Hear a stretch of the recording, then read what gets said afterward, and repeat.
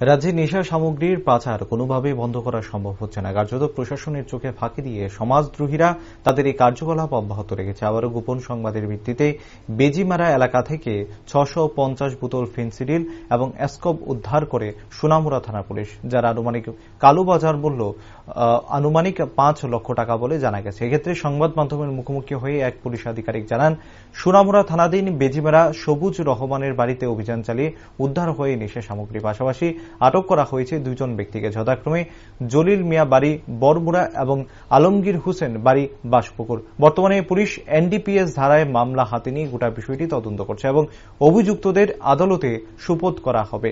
তবে যে বাড়ি থেকে নেশা সামগ্রী আটক করা হয়েছে তাকে এখনো আটক করা হয়নি বলে জানিয়েছে পুলিশ। তা নিয়ে বিভিন্ন মহলে উঠছে প্রশ্ন।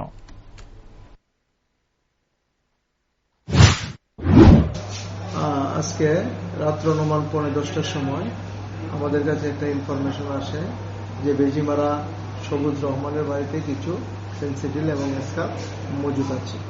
এই খবরের ভিত্তিতে পিএস স্টাফ, ডিআইবি স্টাফ সহ টিএসআর সহ রেড করা হয়। রেড করার পর তার বাড়ি থেকে টোটাল ৬৫০ বোতল অ্যাসকপ এবং ফেনসিডিল মিলে আমরা উদ্ধার করি এবং ২ জন লোককে আমরা আটক করি, যার নাম হলো, একজনের নাম জলিল মিয়া, বয়স 45, আলমগীর হোসেন, যার বয়স 36। দুজনের বাড়ি যাত্রাপুর পিএসের আন্ডারে। মালগুলি বাজার মূল্য, কালো বাজার মূল্য হবে ৫ লক্ষ টাকার মতো। যে বাড়ি থেকে মালগুলো উদ্ধার হয়েছে ওদের কি কোনো কিছু ইন্টারোগেশন বা ওদেরকে কোনো কাউকে কি অ্যারেস্ট করা হয়েছে, এমন কোনো কিছু আপনাদের কাছে খবর রয়েছে কিনা? না, এখন পর্যন্ত অ্যারেস্ট হয়নি।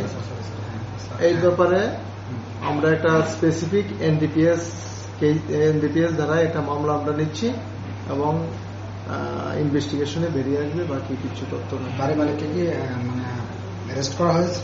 না।